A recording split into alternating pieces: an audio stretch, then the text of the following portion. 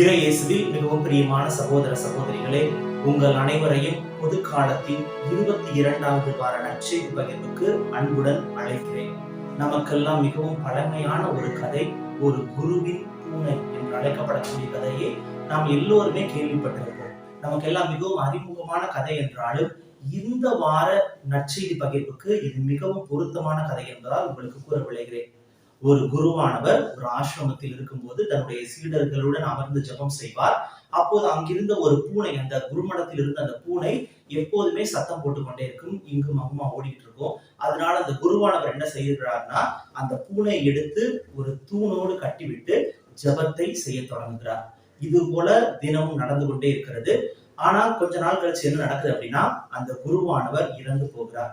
குருவானவர் இறந்தோனையே அந்த சீடர்கள் என்ன செய்கிறாங்க அப்படின்னா, அந்த பூனையை எந்த இடத்தில் கட்டினார்களோ அதே இடத்தில் கட்டிட்டு ஜெபம் பண்றாங்க.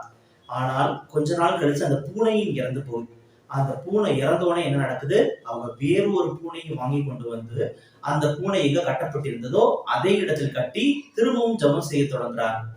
அந்த பூனை எதற்காக கட்டப்பட்டது என்பதை மறந்த அந்த சீடர்களைப் போல, அந்த சட்டதிட்டம் எதற்காக இயற்றப்படுகிறது என்பதை மறந்த மனிதர்களைப் போல இந்த வார நற்செய்தியில் வரக்கூடிய பரிசேயர்களும் சதுசேயர்களும் எதற்காக ஆண்டவர் கட்டளை கொடுத்தார் என்பதை மறந்து ஆண்டவரையும் இயேசு கிறிஸ்துவையும் அவரை சுற்றி இருந்த சீடர்களையும் குற்றம் சுமத்துகிறார்கள்.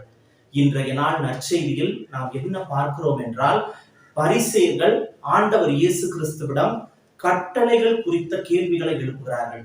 எதற்காக உங்களுடைய சீடர்கள் கைகளை கழுவாமல் சாப்பிடுகிறார்கள்?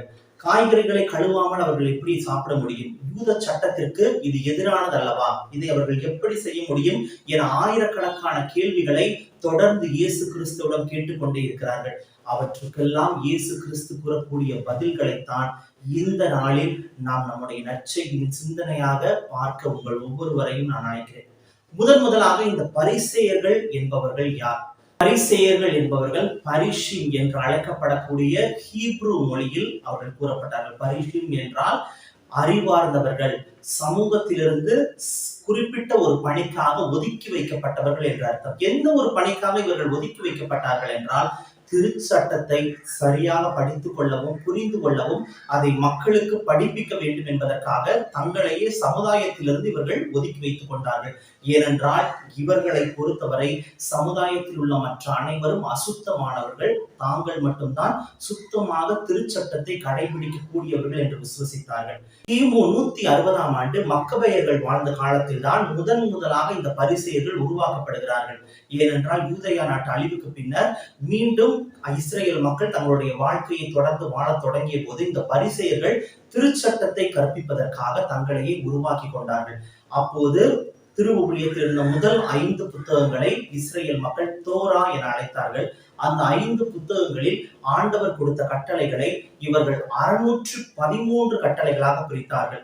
ஆண்டவர் கொடுத்த வெறும் 10 கட்டளைகளை இந்த பரிசேயர்களும் சதுசேயர்களும் 613 கட்டளைகளாக பிரித்து அதை மக்களுக்கு கற்பிக்க தொடங்குகிறார்கள். அப்படி கற்பிப்பதன் மூலம் தங்களுடைய அதிகாரத்தை அங்கு பிரயோகிக்க அவர்களும் தொடங்குகிறார்கள். அப்படிப்பட்ட நேரத்தில் தான் திருவுழியத்தில் ஒரு சில பரிசேயர்களுடைய பெயர்களை நாம் பார்க்க முடியும். குறிப்பிடத்தக்க வகையில் அரிமத்தியாவை சார்ந்த யோசேப்பு, அவர் ஒரு பரிசேயர். சவுல், நமக்கெல்லாம் மிகவும் பழக்கமான சவுல், பின்னாளில் பவுலாக இயேசு கிறிஸ்துவின் அப்போஸ்தலராக மாறிய அவரும் ஒரு பரிசேயர். மேலும் யோவான் நற்செய்தியில் நாம் பார்க்கக்கூடிய நிக்கோதேமுஸ், அவரும் ஒரு பரிசேயராக இருந்தவர்கள். எனவே பரிசேயர்கள் அனைவரும் கெட்டவர்கள் அல்லது அகங்காரம் பிடித்தவர்கள் என்று கூறவிட முடியாது. ஒரு சில பரிசேயர்கள் அவற்றில் நல்லவர்களாகவும் இயேசு கிறிஸ்துவை பின்பற்றும் எண்ணம் உடையவர்களாகவும் இருந்திருக்கிறார்கள். இந்த பரிசேயர்களுடைய முக்கியமாக பணியான எது இருந்தது அப்படின்னு நான் பார்த்தோம் அப்படின்னா, நான் ஏற்கனவே கூறியது போல திருச்சட்டத்தில் இருந்த சட்டங்களையும் கட்டளைகளையும் மக்களுக்கு கற்பிப்பது. இந்த கட்டளைகளினுடைய நோக்கம் என்ன? இன்றைய முதல் வாசகத்தில் மிக அருமையாக இந்த கட்டளைகள் எதற்காக கொடுக்கப்படுகிறது என ஆண்டவர் கூறுகிறார். இன்றைய முதல் வாசகம் இணைச்சற்று நூலில் மோசே மக்களை பார்த்து கூறுகிறார், உங்களுக்கு நான் ஆண்டவர் கொடுத்த கட்டளையை கொடுக்கிறேன். இந்த கட்டளைகளின் மூலம் நீங்கள் ஞானத்தோடும் அறிவாற்றலுடனும் வாழுங்கள் என்று இஸ்ரேல் மக்களை பார்த்து கூறுகிறார். ஆண்டவர் கட்டளைகளை கொடுத்த நோக்கமும் அதுதான். அவர்கள் ஞானத்துடனும் அறிவாற்றலுடனும் வாழ வேண்டும் என்பதுதான். எது சரி எது தவறு என பிரித்து பார்த்தும், எது உண்மை எது பொய் என பிரித்து பார்த்தும், எது உள்ளத்திற்கு நேர்மையானது எது உள்ளத்திற்கு புறம்பானது என்று பிரித்து பார்த்தும் வாழ தேவையான ஆசீர்வாதங்களை கடவுள் இந்த கட்டளைகளின் மூலமாக அவர்களுக்கு கொடுத்தார். ஆனால் என்ன நடக்கிறது? இந்த கட்டளைகளே அவர்களுடைய ஆன்மீகத்தை பின்னோக்கி செல்ல செய்கிறது. எப்போது கட்டளைகள் முதன்மையானதாக மாறி ஆன்மீகம் இரண்டாவதாக மாறுகிறது, எங்கு கடவுளை வைக்க வேண்டிய இடத்தில் அவர்கள் கட்டளைகளை வைத்து அந்த கட்டளைகளை கடைபிடிப்பதன் மூலம் நான் கடவுளை விசுவசிக்கிறேன் என்று அவர்கள் மக்களை புரிய வைக்கிறார்கள். ஆனால் இயேசு கிறிஸ்து அவர்களுடைய அகங்காரத்திற்கும் ஆணவத்திற்கும் பிடிவாதத்திற்கும் ஒரு முட்டுக்கட்டை போடுகிறார். இன்றைய நற்செய்தியில் ஆண்டவர் இயேசு கிறிஸ்துவிடம் அவர்கள் வந்து கேட்கும் கேள்விகளுக்கு அவர் மிக அருமையாக அவர்களுடைய வார்த்தைக்கும் செயலுக்கும் இருந்த வித்தியாசங்களை அவர்களுக்கு எடுத்து காட்டுகிறார். 3 விதங்களில் பரிசேயர்களுடைய வார்த்தைக்கும் செயலுக்கும் இருந்த வித்தியாசங்களை ஆண்டவர் கூறுகிறார். முதலாவதான வேறுபாடு என ஆண்டவர் எதை கூறுகிறார் என்றால், இந்த பரிசேயர்கள் இயேசு கிறிஸ்துவிடம் வந்து இது போன்ற கேள்விகளை கேட்கும்போது அவர் எசையா புத்தகம் அதிகாரம் 7 வசனம் 6 முதல் 7 அவர்களுக்கு குறிப்பிடுகிறார். உங்களுடைய உதடுகள் என்னை புகழ்கின்றன, ஆனால் உங்கள் உள்ளமோ என்னிடமிருந்து வெகு தூரத்தில் இருக்கின்றது என அவர்களை பார்த்து கூறுகிறார். உதட்டுக்கும் உள்ளத்துக்கும் உள்ள வித்தியாசம். நம்முடைய உதடுகள் ஆண்டவரை புகழ்ந்தாலும் நம்முடைய உள்ளம் அவரிடமிருந்து வெகு தொலைவில் இருந்தால் நாம் சரியான ஒரு கிறிஸ்தவ வாழ்க்கையை வாழவில்லை என நாமும் புரிந்து கொள்ள வேண்டும். இந்த நாளில் நாம் நம்மை பார்த்து கேட்க வேண்டிய கேள்வி என்னவென்றால், நான் என்னுடைய உதட்டின் வழியாக ஜெபிக்கக்கூடிய ஜெபங்களும் வாசிக்கக்கூடிய வாசகங்களும் என்னுடைய உள்ளத்தை தொடுகின்றதா? இறைவனுடைய ஜெபமும் இறைவனுடைய சொல்லும் என்னுடைய உதட்டிலே நின்று விடுகிறதா அல்லது என்னுடைய உள்ளத்திற்கு செல்கின்றதா என்று யோசித்து பார்ப்போம். ஏனென்றால் வெறும் வாய் வழி கிறிஸ்தவர்களாக நாம் இருக்கக்கூடாது. வெறும் ஞாயிற்றுக்கிழமை கிறிஸ்தவர்களாக மட்டும் நாம் இருந்து விடக்கூடாது. மாறாக நம்முடைய வாழ்க்கை முழுவதும் ஆண்டவர் இயேசு கிறிஸ்து என்னை வழிநடத்துகிறார் என்ற உன்னதமான கோட்பாடின்படி நாம் வாழ்கிறோமா என்று யோசித்து பார்க்க வேண்டும். திருப்பாடல்கள் அதிகாரம் 139 நாம் வாசிக்கிறோம், ஆண்டவரே நீரே என்னை ஆய்ந்து அறிந்திருக்கின்றீர். நான் படுக்கும் போதும் உறங்கும் போதும் எழும் போதும் எல்லா வேளையிலும் நீர் என்னை சூழ்ந்திருக்கின்றீர். என்னுடைய வாயிலிருந்து வெளிவருகின்ற சொல்லை கூட நீ முதல் அறிந்திருக்கின்றீர். நான் செய்ய போகும் செயலை செய்யும் முன்னரே நீர் அறிந்திருக்கின்றீர். ஏனென்றால் ஆண்டவர் நம்மை முழுவதுமாக அறிந்தவர்.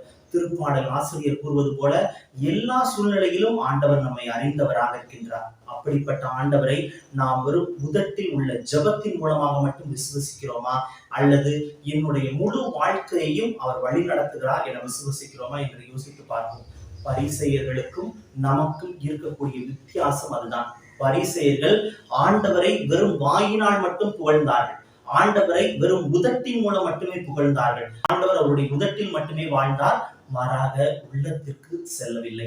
நம்முடைய வாழ்க்கையில் நாம் எந்த அளவு ஆண்டவரை நம்முடைய உள்ளத்தில் இருத்தி நம்முடைய வாழ்க்கையின் மையமாக இருத்தி நாம் வைத்திருக்கிறோம் என்று யோசித்து பார்ப்போம். இரண்டாவதான வேறுபாடு என்னவென்றால், இன்றைய 2ஆம் வாசகத்தில் யாக்கோபு யூதர்களை பார்த்து கூறுகிறார். இன்றைய 2வது வாசகத்தில் யாக்கோபு இதே போன்ற ஒரு சமயத்தில் அங்கிருந்த யூத மக்களை பார்த்து என்ன கூறுகிறார் என்றால், இன்றைய 2ஆம் வாசகத்தில் யாக்கோபு அதிகாரம் 1 வசனம் 22 என்ன நாம் கேட்கிறோம் என்றால், இறை வார்த்தையை கேட்கிறவர்களாக மட்டும் இருக்காதீர்கள், மாறாக அதன்படி நடக்கிறவர்களாகவும் இருங்கள் என்று கூறுகிறார். முதலாவது நாம் கேட்ட உதட்டுக்கும் உள்ளத்திற்கும் இருந்த வித்தியாசம் போல கேட்பதற்கும் நடப்பதற்கும் வித்தியாசம் இருக்கிறது. நாம் இறை வார்த்தையை கேட்கிறோம். இறை வார்த்தையில் என்னென்ன கேட்கிறோம்? இயேசு பல புதுமைகள் செய்தார், மக்களிடம் இதை கூறினார், மக்களிடம் நல்ல விஷயங்களை பற்றி எடுத்துரைத்தார், கடவுளை பற்றி எடுத்துரைத்தார், பல்வேறு விஷயங்களை நாம் கேட்கிறோம். ஆனால் அதோடு மட்டும் நின்று விடுகிறோம். இயேசு எனக்குள் வாழும்போது நான் எப்படி அந்த விஷயத்தை செய்ய வேண்டும்? கேட்பதோடு நின்று விடாமல் செயல்பாடில் நாம் இறங்குகிறோமா என்று யோசித்து பார்க்க வேண்டும். ஒவ்வொரு குருவானவர்களும் குருவாக ஆவதற்கு முன்பாக திருத்தொண்டர் என்ற ஒரு பணி இருக்கிறது. திருத்தொண்டர் என்றால் டீக்கன் என ஆங்கிலத்தில் அழைப்பார்கள். திருத்தொண்டர்களாக ஆகும்போது ஆயரவர்கள் அந்த திருத்தொண்டருடைய கையில் புக் ஆஃப் காஸ்பல் நற்செய்தியின் புத்தகத்தை அவருடைய கையில் கொடுத்து என்ன கூறுவார் என்றால், கிறிஸ்துவின் நற்செய்தியை பெற்றுக் கொள்ளுங்கள், இன்று முதல் நீங்கள் அதன் அறிவிப்பாளர், நீங்கள் வாசித்ததை விசுவசியுங்கள், விசுவசித்ததை கற்றுத்தாருங்கள், கற்றுத்தருவதை பயிற்சி செய்யுங்கள் என்ற 3 அருமையான வார்த்தைகளை கூறுவார். இது வெறுமனே ஒரு திருத்தொண்டருக்கு மட்டும் கொடுக்கக்கூடிய கட்டளை அல்ல, மாறாக ஒவ்வொரு கிறிஸ்தவர்களும் வாசிக்கக்கூடிய இறை வார்த்தையை விசுவசிக்க வேண்டும். அப்படி விசுவசித்ததை மற்றவர்களுக்கு கற்றுத்தர வேண்டும். அப்படி கற்றுக் கொடுத்ததை அவர்கள் ஒவ்வொருவருடைய வாழ்விலும் பின்பற்ற வேண்டும். அங்கிருந்த பரிசேயர்கள் என்ன செய்தார்கள்? இறை வார்த்தையை வாசித்தார்கள், விசுவசித்தார்கள், கற்றுத்தந்தார்கள். அதோடு நின்றுவிட்டது. கற்றுக் கொடுத்ததன் பின்னர் மூன்றாவதாக செய்ய வேண்டிய முக்கியமான படி அதை பயிற்சி செய்வது, அதை அவர்களுடைய வாழ்க்கையில் இருத்தி அதன்படி வாழ்வது. அதுதான் மிகவும் முக்கியமானது. அதை அவர்கள் விட்டுவிட்டார்கள். கிறிஸ்தவர்களாக இருக்கிற நம் ஒவ்வொருவரையும் இந்த நாளில் நாம் இறை வார்த்தையை நம்முடைய வாழ்க்கையில் பயிற்சி செய்கிறோமா? ஆண்டவர் கொடுத்த வாழ்க்கையை நம்முடைய வாழ்நாளில் ஒவ்வொரு நாளும் அதன்படி நடக்கிறோமா என்று யோசித்து பார்க்க அழைக்கப்படுகிறோம். மூன்றாவதாக ஆண்டவர் கூறக்கூடிய மிக முக்கியமான வேறுபாடு என்னவென்றால், மனிதர்களுக்கு வெளியிருந்து உள்ளே சென்று தீட்டுப்படுத்தக்கூடியது எதுவுமே இல்லை, மாறாக உள்ளிருந்து வருபவையே அவர்களை தீட்டுப்படுத்துகின்றன. பரிசேயர்கள் வெளியில் இருக்கிற உலகத்தை அனைத்தையும் கவனித்து அங்கே என்னென்ன தீட்டுகள் இருக்கிறது, என்னென்ன தவறுகள் நடக்கிறது என்று யோசித்தவர்கள் அவர்களுடைய உள்ளத்திலிருந்து வருகின்ற தீட்டுகளையும் பிரச்சனைகளையும் அந்த குற்றங்களையும் அவர்கள் கவனிக்க தவறினார்கள். அந்த நேரத்தில் ஆண்டவர்கள் நெற்றியடி போல பரிசேயர்களுக்கு இந்த வார்த்தையை கூறுகிறார், வெளியிருந்து உங்களை தீட்டுப்படுத்தக்கூடியது எதுவும் இல்லை, மாறாக உள்ளத்திலிருந்து உங்களுடைய உள்ளிலிருந்து வருபவையே தீட்டுப்படுத்தக்கூடியது என்று கூறுகிறார். நம் உள்ளிருந்து எவை நம்மை தீட்டுப்படுத்தக்கூடும்?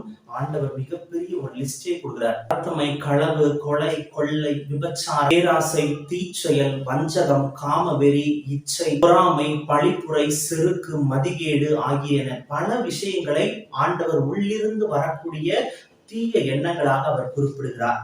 எனவே இப்படிப்பட்ட சூழ்நிலையில் நாம் வெளியில் இருக்கிற பிரச்சனைகளை, மற்றவர்களை தீர்ப்பிடுவதை தவிர்த்துவிட்டு நம்மை சுய ஆய்வு செய்வதை முயற்சி செய்வோம். எப்போதுமே நம்முடைய வாழ்க்கையில் நடக்கக்கூடியது என்ன? மற்றவர்களுடைய குற்றங்களுக்கு நாம் மிகச்சிறந்த நீதிபதிகளாக இருக்கிறோம், நம்முடைய தவறுகளுக்கு நாம் மிகச்சிறந்த வக்கீல்களாக மாறிவிடுகிறோம், மற்றவர்களை தீர்ப்பிடுகிறோம். நம்முடைய குற்றங்கள் என வரும்போது அவற்றுக்காக வாதிட்டு அவை சரியானவை என நிரூபிக்க நாம் போராடுகிறோம். இந்நாளில் நம்மையே நாம் ஒரு சுய ஆய்வு செய்ய ஆண்டவர் நம்மை அழைக்கிறார். 2000 வருடங்களுக்கு முன்பாக கைகளை கழுவுதல் என்பது ஒரு சடங்காக, ஒரு கட்டளையாக இருந்தது. ஆனால் இன்று நாம் வாழ்கின்ற இந்த கொரோனா சூழலில் கை கழுவுதல் என்பது அத்தியாவசியமாக ஆகிவிட்டது. கொரோனா சூழ்நிலை, நாம் நம்முடைய கைகளை சானிடைசர் போட்டு சுத்தமாக வைத்துக் கொள்ள வேண்டும் என நாம் ஒவ்வொருவரும் அறிவுறுத்தப்படுகிறோம். ஆனால் கை சுத்தம் நம்முடைய கிருமிகளிலிருந்து காப்பாற்றும்.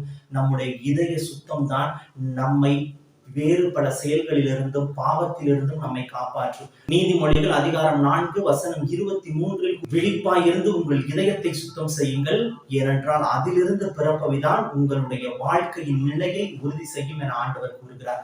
எனவே நம்முடைய இதய சுத்தம் மிக மிக அவசியம். நம்முடைய கைகளை சுத்தம் செய்தால் மட்டும் போதாது, நம்முடைய இதயத்தையும் நாம் சுத்தம் செய்ய வேண்டும். அதே போல வெளி தோற்றத்தில் நாம் மிக அழகானவர்களாக தெரியலாம். வெளி தோற்றம், வெளியே நாம் மக்களுக்கு காட்டிக்கக்கூடிய முகமூடி மிக அழகானதாக இருக்கலாம். ஆனால் எரேமியா புத்தகம் அதிகாரம் 17 வசனம் 9 முதல் 10 முடிய ஆண்டவர் கூறுவது போல, ஆண்டவராகிய நானே உங்கள் இதய சிந்தனைகளை அறிபவன், உள் உணர்வுகளை சோதித்து ஆராய்பவன், ஒவ்வொருவரின் வழிகளுக்கும் செயல்களுக்கும் ஏற்றவாறு நடத்துகிறவன் என கூறுகிறார்.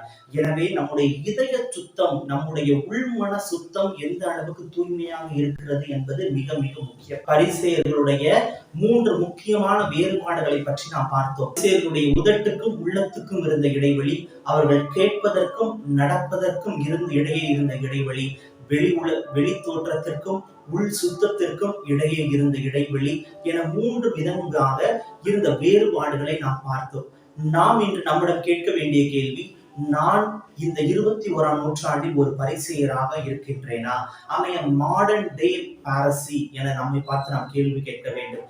ஏனென்றால் இந்நாளில் மற்றவர்களுடைய குறைகளை நான் கண்டுகொண்டே இருக்கிறேன் என்றால் நானும் ஒரு பரிசேயன்.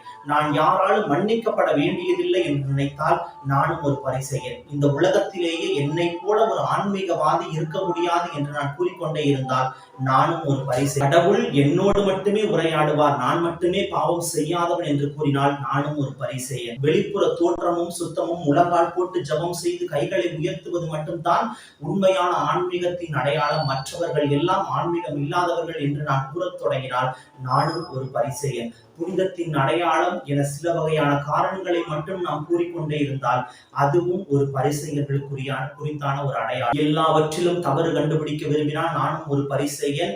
சிறிய உதவியை செய்துவிட்டு அதை தம்பட்டம் போட்டு நான் மிகப்பெரிய தியாகி என்ற ஒரு பெயரை வாங்க வேண்டும் என நினைத்தால் அங்கு நானும் ஒரு பரிசேயர். அங்கீகாரம் பெற விரும்பினால் பரிசேயராக மாறுகிறேன். உணர்ச்சிகரமாக களியாட்டத்தில் ஈடுபடும் போதும் பரிசேயராக மாறுகிறேன். புகழ்ச்சியை அதிகம் விரும்பும் போதும் பரிசேயராகிறேன். அதுபோல மற்றவர்களை இகழ்ச்சிக்கு உள்ளாக்கும் போதும் பரிசேயராக மாறுகிறேன். ஒற்றுமைக்கு பதிலாக அங்கு பிரிவினையை புகுத்தும் போதும் பரிசேயராக மாறுகிறேன். மற்றவர்களுடைய குறைகளை ஏற்க நான் தயங்கும் போதும் நான் பரிசேயராக மாறுகிறேன். நம்முடைய ஜெப வாழ்க்கை ஒரு இயந்திரத்தனமான போக்காக மாறும் போதும் நான் பரிசேயராக மாறுகிறேன். மற்றவர்களை தாழ்த்தி குறைத்து மதிப்பிடும் போதும் நான் பரிசேயராக மாறுகிறேன். எனவே பல ஆயிரக்கணக்கான வழிகளில் நாம் ஒவ்வொருவரும் இன்றும் பரிசேயர்களை போல வாழ்க்கை நடத்துவதற்கு பல்வேறு சாத்தியக்கூறுகள் உள்ளது. எனவே இந்நாளில் நாம் நம்மையே ஒரு சுய ஆய்வு செய்து பார்ப்போம். நான் இன்றும் எந்த வகையில் பரிசேயர்கள் போல வாழ்க்கை நடத்தி கொண்டிருக்கின்றேன்? எந்த விதத்தில் நான் மனம் மாறி இயேசுவின் சீடர்களாக மாற நான் முயற்சி செய்ய வேண்டும் என்று யோசித்து பார்ப்போம். இறைவன் நம் ஒவ்வொருவரையும் நிறைவாக ஆசீர்வதித்து அவருடைய உற்ற நண்பர்களாக, உற்ற சீடர்களாக வாழ அனைத்து ஆசீர்வாதத்தையும் நம் கொடுப்பாராக. இறைவன் நம் ஒவ்வொருவரையும் நிறைவாக ஆசீர்வதிப்பாராக. ஆமென்.